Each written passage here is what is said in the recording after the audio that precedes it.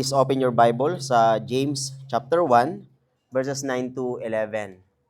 So James chapter 1, verses 9 to 11. Ito po ang sinasabi ng salita ng Panginoon. Let the lowly brother boast in his exaltation, and the rich in his humiliation, because like a flower of the grass he will pass away.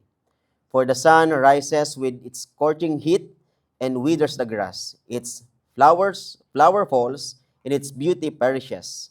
So also will the rich man fade away in the midst of his pursuits. So tayo po ay magpapatuloy sa ating series dito sa Book of James, which is yung Practical Christianity. Alam natin, yung author ng James ay si James, na half-brother ng Panginoong Jesucristo. Siya ay leader ng church sa Jerusalem at sa maraming kaparaanan ay naging pastor ng maraming mga mananampalataya doon. Dito ay sinusulatan niya yung mga Jewish Christians that were scattered among the nations dahil sila ay napilitan na umalis sa kanilang mga tahanan at dahil sa pag-uusig. Alam natin na ang mga Kristiyano dito ay humaharap sa iba't ibang mga pagsubok. Alam natin na dito ay hinihikayat sila ni James na upang maging kapakinabangan yung kanilang pagsubok o yung pagsubok na kanilang pinagdadaanan ay kailangan nila itong tignan sa perspektibo ng Diyos. In order to do that, ang sabi ni James, ay kailangan nila ng wisdom. At nakita natin nung nakaraan that God graciously and freely provides wisdom to those who ask Him in faith. At dito sa chapter 1, sa James chapter 1 verses 9 to 11, si James ay nagpapatuloy pa din sa kanyang tema dito patungkol sa trials. Dahil ang verses 2 to 3 and 12, kung mapapansin nyo, parang itong dalawang piraso ng tinapay. At ang verses 4 to 11 ay nasa gitna bilang palaman. Ang sabi dito sa verse 2, "Count it all joy, my brothers, when you meet trials of various kind." And in verse 12, at trials pa rin yung kanyang tema, sabi dito, "Blessed is the man who remains steadfast under trial." So, si James ay hindi nagbago ng tema, katulad nung interpretation ng ibang mga ngaral patungkol sa passage na to. Siya pa din ay andon sa tema ng pagsubok. So dito sa verses 5 to 8, inihikayat niya ang mga believers that in order to endure trials joyfully, kailangan nila ng heavenly wisdom. Kailangan nila ng makalangit na karunungan. At dito sa verses 9 to 11 ay ipinakita ni James na kailangan nila ng malaking karunungan upang magkaroon sila ng tamang perspektibo sa buhay sa kabila ng mga pagsubok na kanilang nararanasan. So isang katotohanan po para sa mga Kristiyano ay walang exemption pagdating sa pagsubok. Mahirap ka man o ikaw ay mayaman. Ang sabi nga ni Paul sa 2 Timothy 3 verse 12, "All who desire to live a godly life in Christ Jesus will be persecuted." Mayroong pag-uusig. Ito ang katotohanan sa salita ng Diyos. Yung trials ay hindi nakadepende sa status mo sa buhay.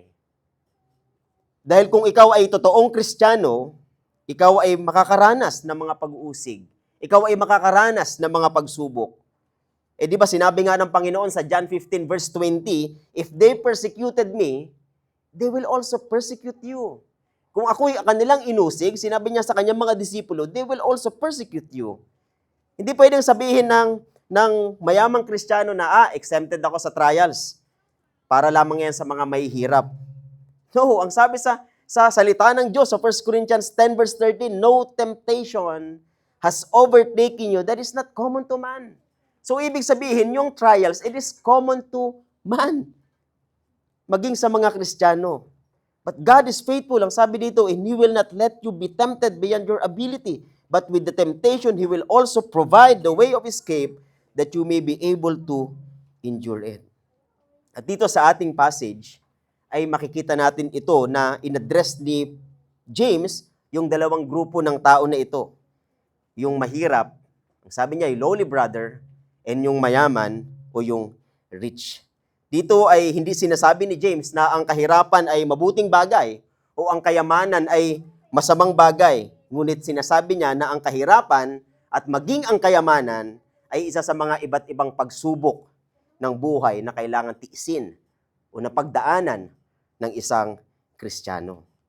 So, ikaw man ay nakakaranas ng kayamanan o kahirapan, pareho nitong inihahayag ang tunay na kayamanan ng iyong puso pagdating sa pagsubok.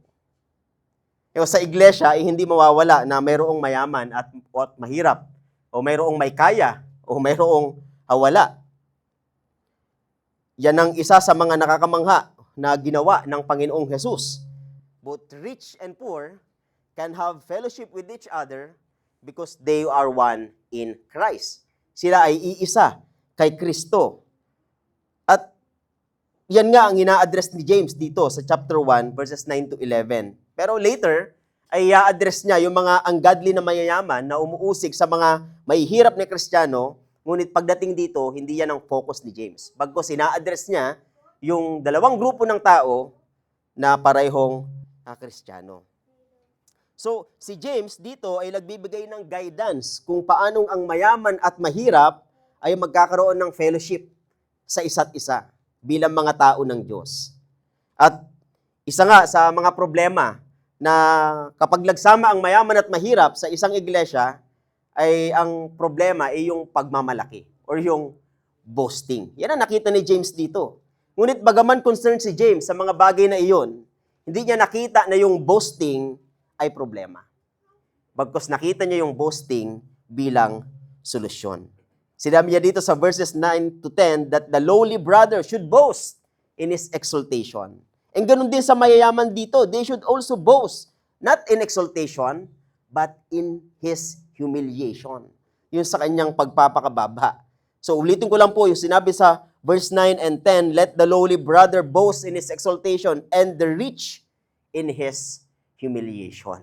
So dito, kung babasahin natin sa Biblia, alam natin that the Bible is against pride. Diba? The Bible is against boasting. But not all boasting. No? Dahil nakita ni James dito that the solution doon sa fellowship ng mayaman at mahirap is yung pagmamalaki. Ang sabi nga ni Sinclair Ferguson sa kanyang sermon dito, here lies the great paradox. The very thing we might assume to be a problem, that is boasting, is actually presented as the solvent for the tensions that arise between those who differ in the fellowship of Christ's church. Where we might fear that boasting could divide, James teaches that a godly boasting is what unites. Totoo naman na wala tayong may pagmamalaki dahil sa ating kasalanan. Ngunit noong tayo ay nanampalataya kay Hesukristo at naunawaan ng Ebanghelyo, meron na tayong ipagmamalaki. Yun ay si Jesus na nasa atin. Ang sabi nga dito sa Romans 5 verses 1 to 2 sa NIV, since we have been justified through faith, we have peace with God through our Lord Jesus Christ, through whom we have gained access by faith into this grace in which we now stand. And we boast in the hope of the glory of God. And then even in 2 Corinthians 10 verse 17, ang sabi, let the one who boasts, boast in the Lord. Kaya dito sa passage na ating tinitignan, pinagsasama ni James ang mahirap at mayaman at sinasabi na ang nagbubuklod sa atin ay ang ating kakayahang magalak at magmupuri kay Hesukristo at sa kanyang ginawa para sa atin. And now this is my message sa atin sa umaga pong ito na nakita ko sa passage natin. Both the rich and the poor should boast in Christ, for in Christ both are truly blessed beyond anything found in this life. Ang parehong mayaman at mahirap ay dapat magmalaki kay Kristo, sapagkat kay Kristo ang pareho ay tunay na pinagpala, higit pa sa anumang matatagpuan sa buhay na ito. So, unang puntos, the poor should boast in their high position in Christ. So the poor should boast in their high position. Dito sa verse 9 ay sinabi ni James patungkol sa lowly brother to boast in his exaltation. Na mapuri ka, magmalaki ka sa iyong pagkatataas o pagkakataas. Well, ang lowly brother dito ay tumutukoy sa isang mahirap na Kristiyano. Na kabaliktaran ng mayaman na sinabi dito sa verse 10. This person has little significance in this world. Ang ibig sabihin, someone na walang kapangyarihan, someone na walang otoridad, someone na walang impluensya. Sila yung mga taong nasa humble circumstances in almost every area of life. Dahil siya ay economically low, sila ay mababa sa mata ng mundo. At walang pagdududa, mababa ang tingin ng mayayaman sa kanila. Alam niyo po, sa Grego, tinitignan ng isang tao bilang sukatan ng lahat ng bagay. Kung ikaw ay mahirap, walang impluensya at kapangyarihan, tinitignan ng isang tao bilang kahiyahiya. Ngunit sinasabi dito ni James na gano'n naman ang kanyang status sa buhay. Sinasabi ni James that he should boast in his exaltation. Anong ibig sabihin nun? Bagaman siya ay mahirap sa mga bagay ng mundong ito at tinahamak ng mga nasa sanlibutan, dapat niyang alalahanin kung sino siya kay Kristo. Kung sino siya sa Panginoong Hesukristo. Ang isang mananampalataya, mahirap man ang kanyang kalagayan, merong isang bagay na maipagmamalaki. Siya ay merong mataas na kalagayan, mas mataas kaysa alinmang bagay, kaharian o otoridad sa mundong ito. Ito ay ang kanyang posisyon kay Kristo at ang kanyang mga espiritual na kayamanan kay Kristo. Ang mundo ay madalas maliit ang tingin sa isang hamak na tao. Ang taong salat, nagdurusa at lumalakad sa kahirapan. Ngunit kung siya ay isang Kristiyano, ay masigit pa siya sa isang taong mayaman na walang relasyon sa Panginoong Hesukristo. Dahil siya ay itinataas ng Diyos. Siya ay naging kaisa ni Kristo. Ibig sabihin niyan, he share things in common with Christ. Ang isang mahirap na Kristiyano ay anak ng Diyos.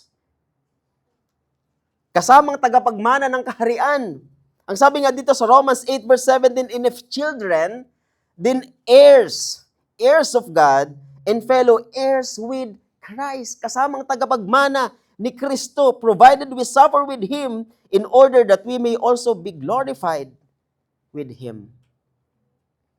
Wala man siyang tirahan dito sa mundong ito, ngunit sinabi ng Panginoong Jesus na mayroon siyang inihanda na tirahan para sa Kanya sa langit. Di ba yan ang sinabi niya sa mga disipulo niya sa John 14 verse 2, in my Father's house are many rooms. If it were not so, would I have told you that I go to prepare a place for you? Ang kanyang kahirapan sa buhay na ito ay pansamantala lamang. Ngunit ang kanyang kayamanan kay Kristo ay pangwalang hanggan.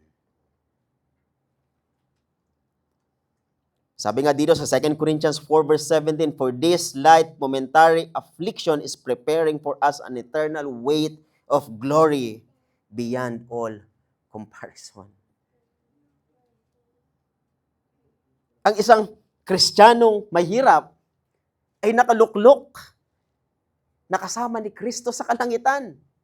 Ang sabi nga sa Ephesians 2 verse 6, and raised us up with Him, and seated us with Him in the heavenly places in Christ Jesus. Ito yung Kristiyanong mahirap.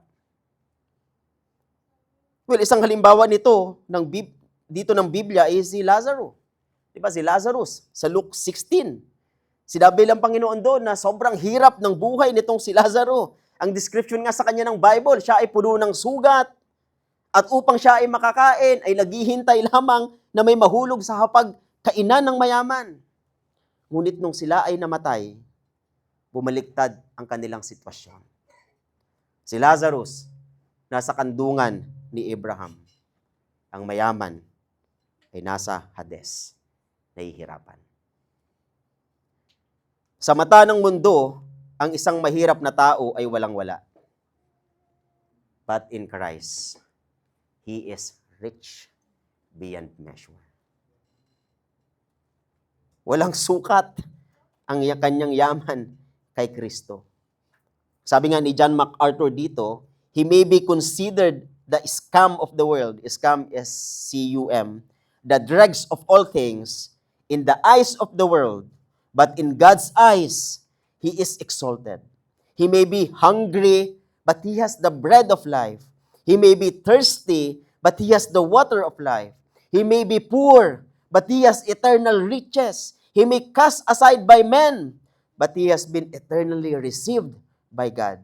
He may have no home on earth, but He has a glorious abode in heaven. Kaya, dapat nating suriin ang ating buhay, hindi batay sa material na pamantayan, kundi sa ating espiritual na kalagayan.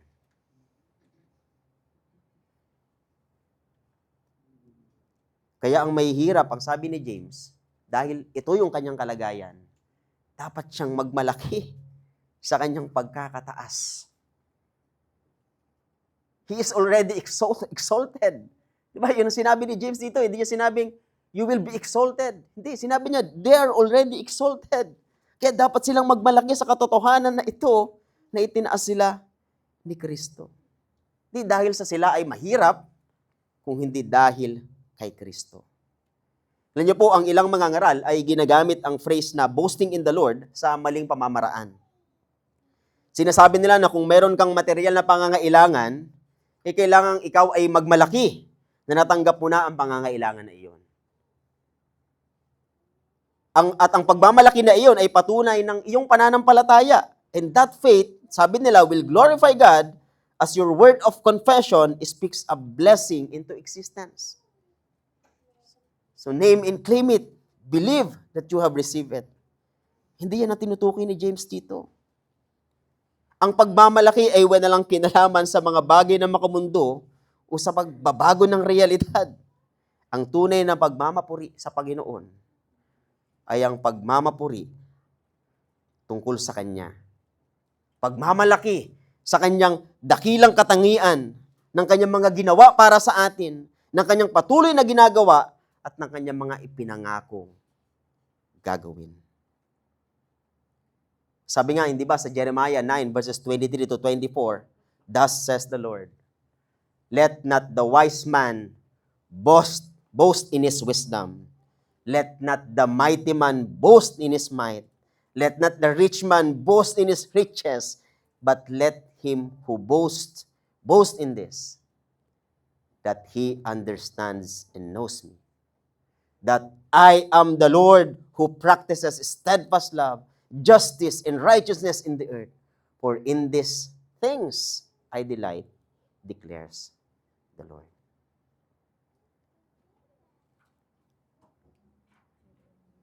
Dito ay matututunan natin na harapin ng kahirapan sa pamamagitan ng pagmamalaki sa ating tunay na kayamanan. Katulad ng sinabi ni Apostol Pablo sa Philippians 3 verses 7 to 8, but whatever gain I had, I counted as loss for the sake of Christ. Indeed, I count everything as loss because of the surpassing worth of knowing Christ Jesus my Lord. For His sake, I have suffered the loss of all things and count them as rubbish in order that I may gain Christ. Nung sumunod si Pablo sa Panginoon, nawala lahat sa kanya.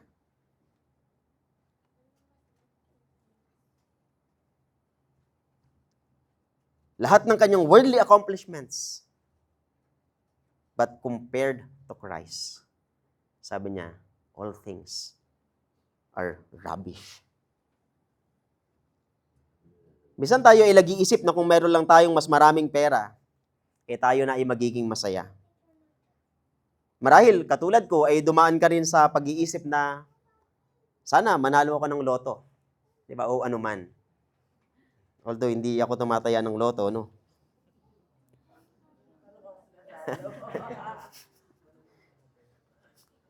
Ngunit, wala sa mga ito ang makapagbibigay sa atin ng tunay na kasapatan. Tunay na kaligayahan na tanging sa anak lamang ng Diyos matatagpuan. Alam niyo mo, sa talinghaga na ibinigay ng Panginoong Hesus patungkol sa mga hasik, meron siyang binanggit na isang uri ng lupa. Yun ay ang nahasik sa tinikan. Ang sabi doon sa Matthew 13 verse 22 sa paliwanag ng Panginoon, as for what was sown among thorns, this is the one who hears the word, but the cares of the world and the deceitfulness of riches choke the word, and it proves unfruitful. Maral, isipin mo na ito ay magandang sabihin para sa mayaman. Ngunit ito ay relevant din pagdating sa isang mahirap. Ang mahirap na tao ay maaari rin maging obsessed sa pera. Maghangad ng mas mahigit at makalimutan ang tunay na kayamanan. Ang walang hanggang kayamanang matatagpuan lamang kay Hesukristo.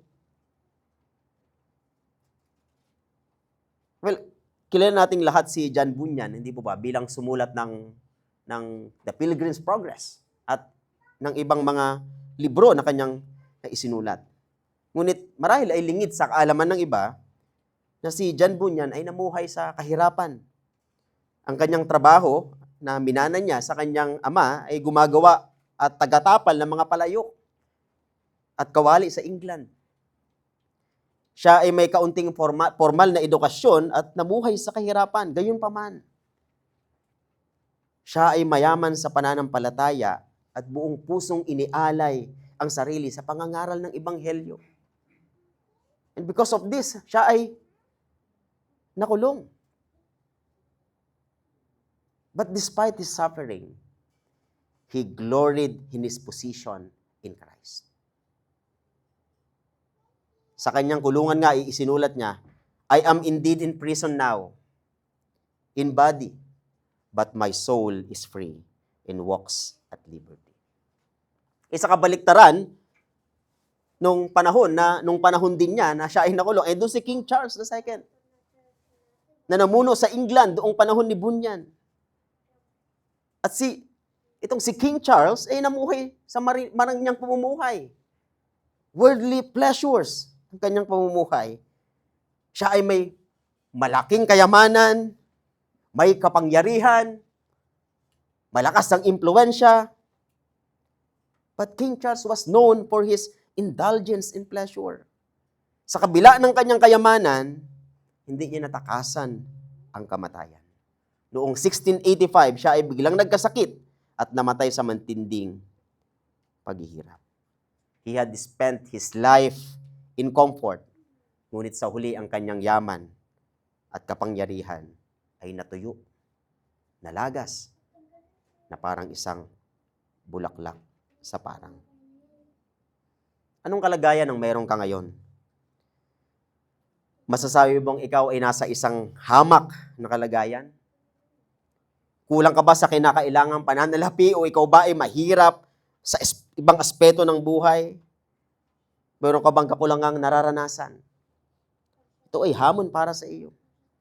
Tinatawag kang magalak sa iyong mataas na posisyon kay Hesukristo. Ito ay isang panawagan na lumayo ka sa pangkaraniwang pananaw at sa halip, magmapuri at magalak sa iyong kalagayan. Paano mo ito magagawa? Sa pamamagitan ng pagkilala na ang Diyos mismo ang nagtakda o naglagay ng iyong mga kalagayan. At tinawag kang maglingkod ng Diyos sa gitna ng mga ito na iyong kalagayan. Ikaw ba ay natutokso na mainggit sa yaman ng iba? Naiinggit ka ba sa mga nagtagumpay sa mundong ito at sinasabi na dapat mayroong ka ding bahagi sa kanilang tagumpay? alalahanin mo na ang kayamanan ay alikabok at abo lamang. At ang mga nagtitiwala dito ay maglalaho na kasama nila. Pagkus boast in this. Ano mang sitwasyon ng iyong buhay, boast in Christ. Why? For your name is written in heaven.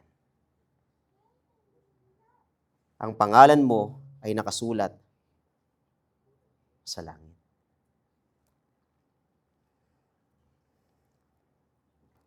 Second point, the rich should boast in their humiliation. Ang mahirap ay magmalaki din sa kanilang pagpapakababa. Well, kung ang lowly brother ay inuutosan ni James na magmalaki sa kanyang exaltation, ang mayaman naman ay inuutosan rin na magmalaki, ngunit sa kanyang pagpapakababa. May mga nagsasabi na ang mayaman dito ay hindi Kristiyano dahil sa mga sumunod na mga chapters dito sa James ay dinil niya yung mga ungodly na rich na nagpapahirap o umuusig doon sa mga Kristiyano. Ngunit, kung titignan natin ito, yung term na brother and yung boast in his exaltation ay nakalink doon sa verse 10. So, yung verse 9 and verse 10 ay magkasama. Ang sabi doon, let the lowly brother boast in his exaltation and the rich in his humiliation. And also, sa context, ang context nito is about trials. Kasama sila sa sinasabihan ni James na mamuhay doon sa, ayon sa Christian principle. So, but it is a debate if this rich is a Christian or an unbeliever. So, kung mayaman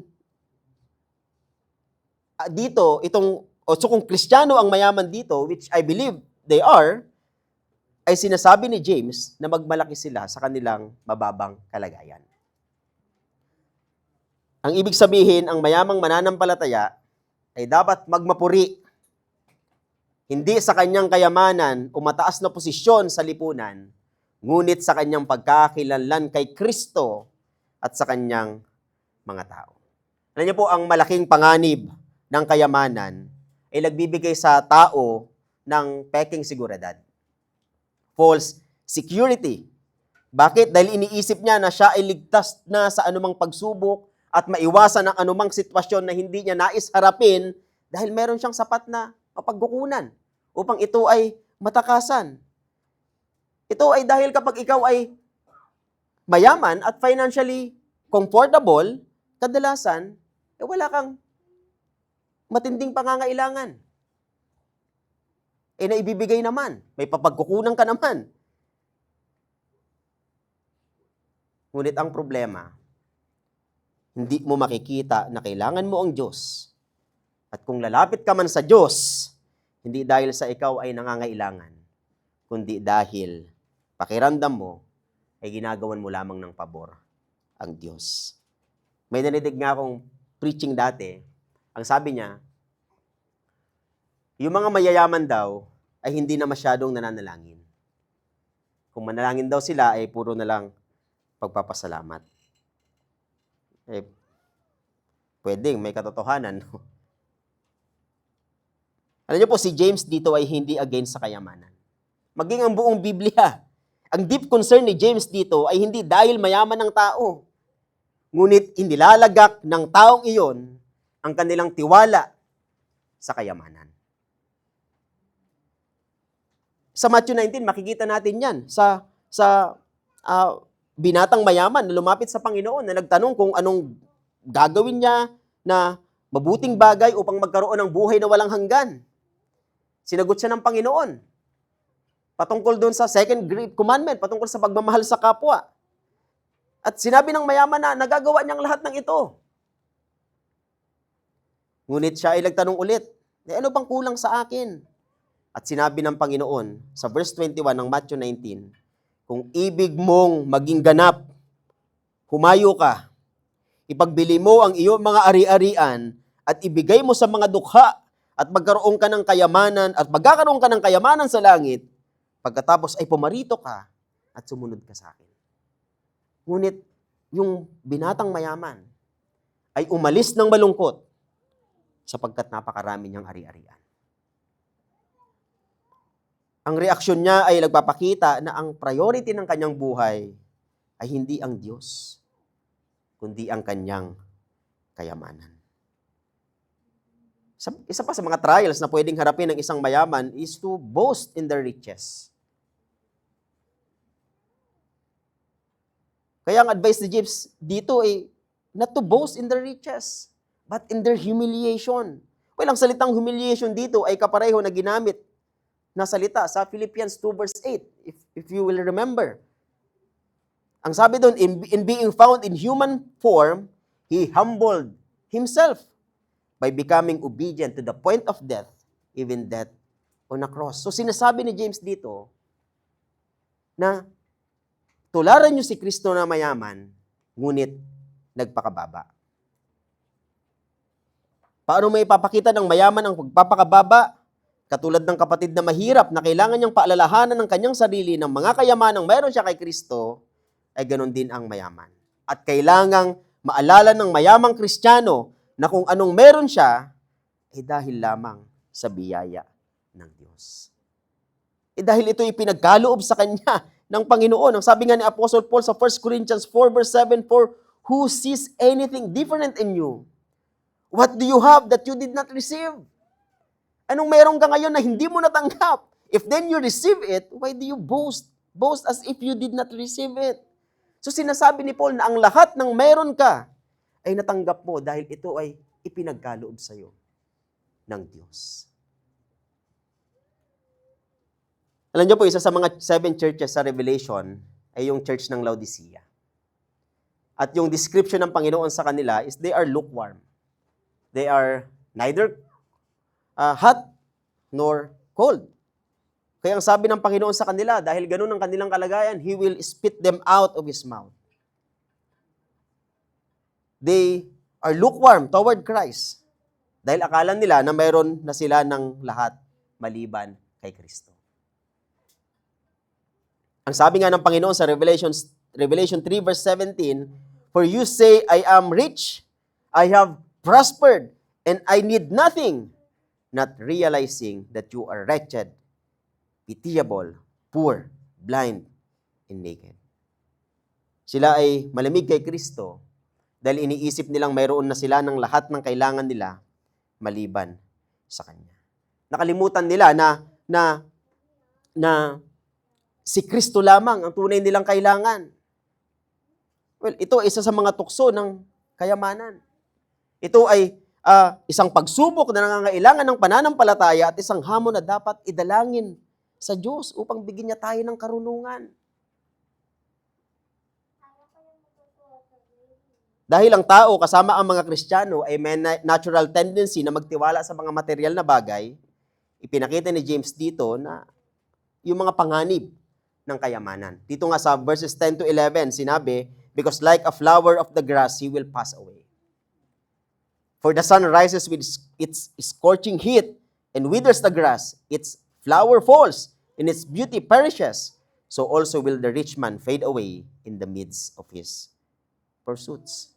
Ito ay picture ng mga bulaklak at damo sa Israel na kung saan ay nandyan sa ilang panahon, ngunit nalalanta kaagad.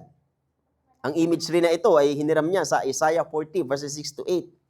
Ang warning dito ni James ay hindi patungkol doon sa pagkawala ng kayamanan. Bagaman maaaring mawala ang kayamanan, ngunit ito ay warning niya doon sa ikaiklian ng buhay. The brevity of life. Dito nga sa 4 verse 14 ay sinabi din ni James, "What is your life?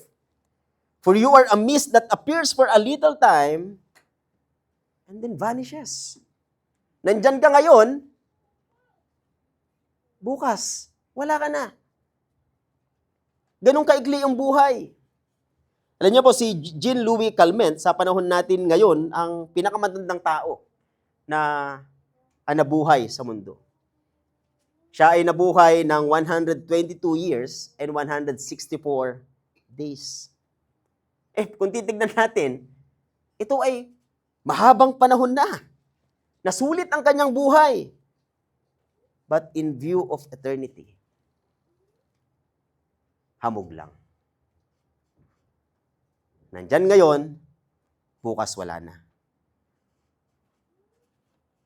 We are like grass, like the flower of the field. We have glorious for a moment, but not for long.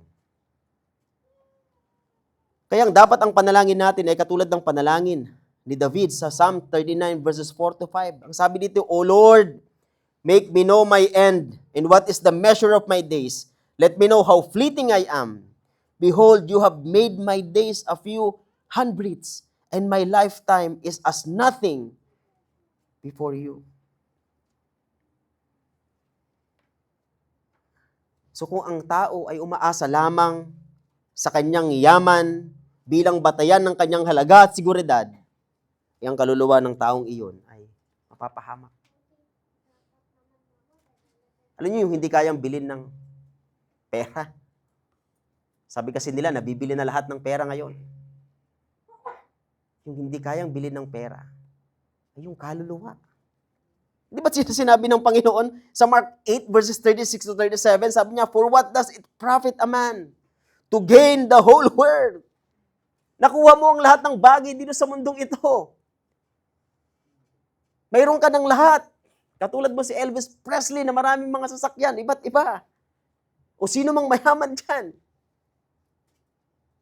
What does it profit a man to gain the whole world and forfeit his soul? For what can a man give in return for his soul?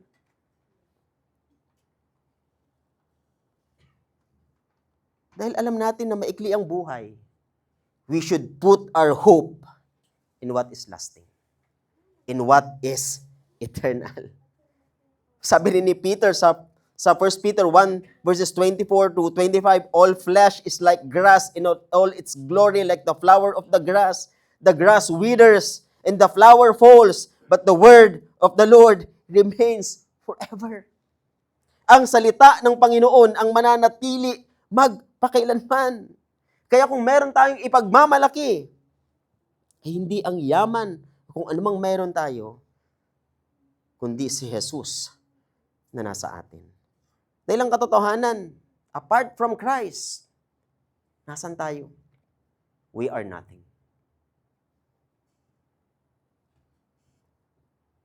Kaya anong ipagmamalaki natin sa Diyos na nagmamayari ng lahat, maging ng iyong buhay? Wala. Marahil sabihin mo, wala namang sobrang yaman dito sa atin. Hindi naman tayo katulad ni Henry C. Wala namang mga Henry C. dito, ng mga Ayala, o sino mang mga mayayaman, kahit dito sa Pilipinas. Pero tanungin mo ang sarili mo, mahirap ka ba talaga? Wala ka ba talagang maipagmamalaki sa buhay mo? Marahil may ilan sa atin ang magsasabi, wala man ako maraming pera, pero matalino ako.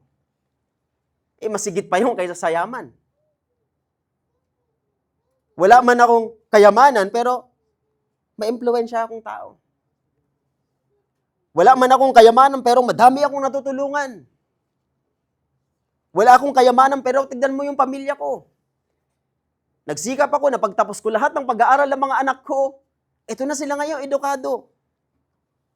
O kung anumang mayroon ka na ipinagmamalaki mo. Ang sinasabi ko dito, anuman ang estado mo sa buhay, mayroon at mayroon kang ipinagmamalaki. Ngunit, huwag mo nawang isipin na ang mga bagay na mayroon ka ngayon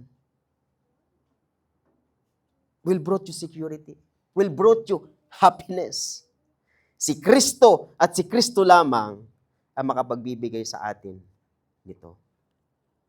Alam niyo po, si John D. Rockefeller, siguro ang ilan sa atin ay kilala siya, siya ay kinikilala bilang pinakamayamang American sa lahat ng panahon and the richest person in modern history. Sa edad na 33, ay kinita niya ang kanyang unang $1,000,000. Lampas na ako doon, no? Wala pa akong milyon. Nung siya ay 43 years old na, siya ay nagmamayari ng pinakamalaking kumpanya sa buong mundo. Nung siya ay 53, siya na ang pinakamayamang tao sa mundo at nag-iisang bilyonaryo. But you know, Rockefeller, nung may nagtanong sa kanya patungkol sa kasiyahan, ang sabi sa kanya, ang tanong sa kanya, where is happiness found? Sagot niya, I have made many millions, but they have brought me no happiness. Nung tinanong siya ng how much money would be really enough, ang sagot niya, just a little bit more. Yung tao, laging naghahanap ng kasiyahan, laging naghahanap ng ikasasaya nila. And they think that money can brought them happiness. Pero yung pinakamayamang kinikilala sa modern history na nabuhay sa mundo is not happy. Ang sabi nga ng kanyang anak na si Rockefeller, o si Rockefeller Jr., ang sabi niya, I don't know if he's referring to his dad, ang sabi niya, the poorest man I know is the one who has nothing but money.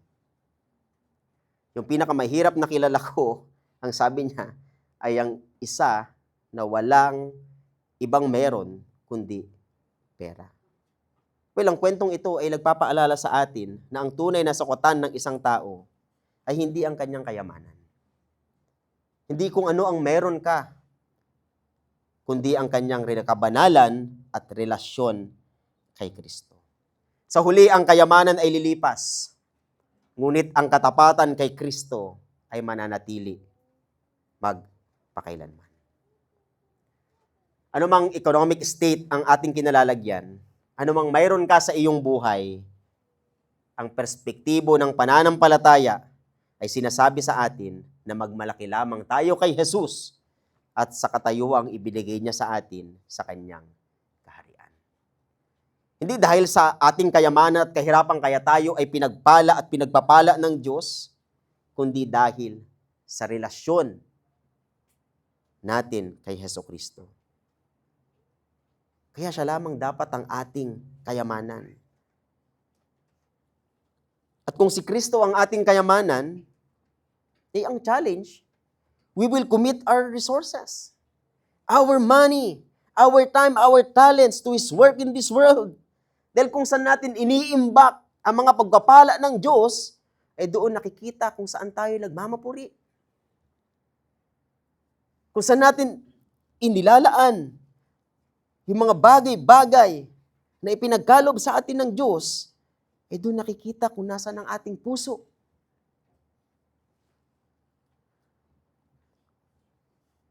Ang sabi ng Panginoon sa Matthew 16 verses 19 to 21, do not lay up for yourselves treasures on earth, where moth and rust destroy, and where thieves break in and steal, but lay up for yourselves treasures in heaven, where